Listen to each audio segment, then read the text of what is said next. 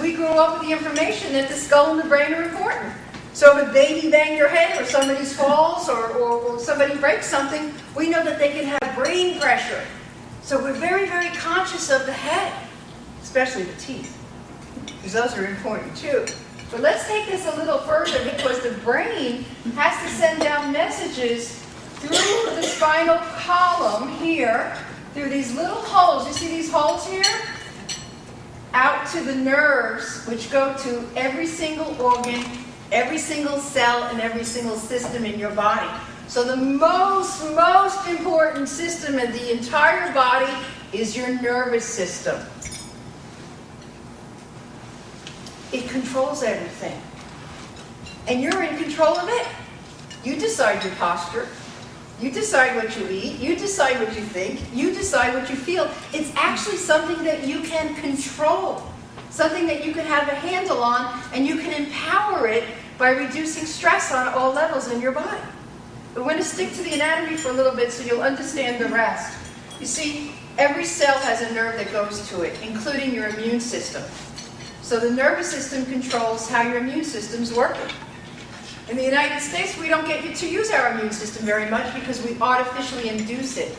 We don't have faith in our immune system or our nervous system because we're taking stuff outside of ourselves to kill bacteria, viruses, and flu, because we don't have the faith and the knowledge that it's the nervous system that tells the immune system exactly what to do and how to flush out cancer cells. So we want to empower our immune system by strengthening the nervous system. Everything we're going to do tonight is going to go back to make you understand that this electrical system, this information from your brain has to travel through here, through these little holes, to be able to tell your eyes, your ears, your nose, your throat how to function.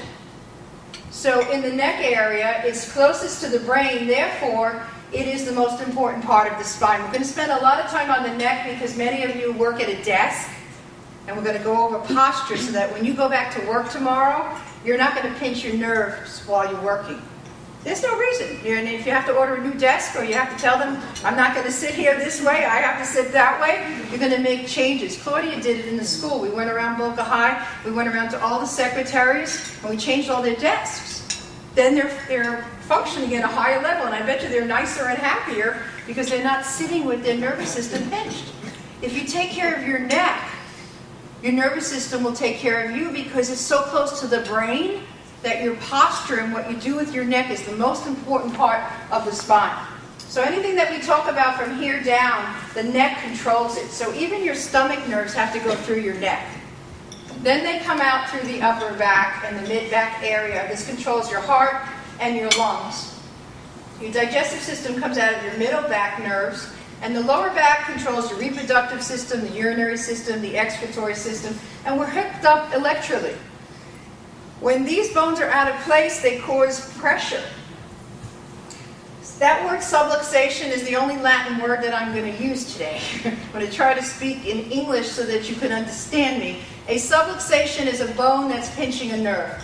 Chiropractors are not supposed to touch any other bones but ones that are impinging with the communication from your brain to your body. Silent killer, because even if you don't have pain right now, you have subluxations and pinched nerves to your organs that you don't even know about. But unfortunately, our society is only taking action when there's a symptom because we're a symptomatic society. So you could have a subluxation to your heart right now, and there could be a pinched nerve right there in your upper back, and you might have some upper back pain or some neck stiffness, but your heart is functioning at 100%. What happens is when people have heart attacks and they open them up, and they say they need open heart surgery, and their arteries are 85% clogged. Everybody raise your hand if you know somebody that had open heart surgery. Raise your hands. Look at this room. That person maybe didn't have any symptoms before that heart attack, before they opened them up and said they were all clogged.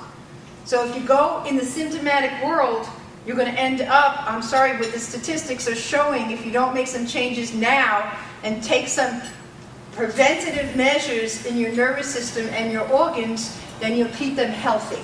Because you could be 85% clogged right now, have a pinched nerve to your heart and have no symptoms at all. Take a breath.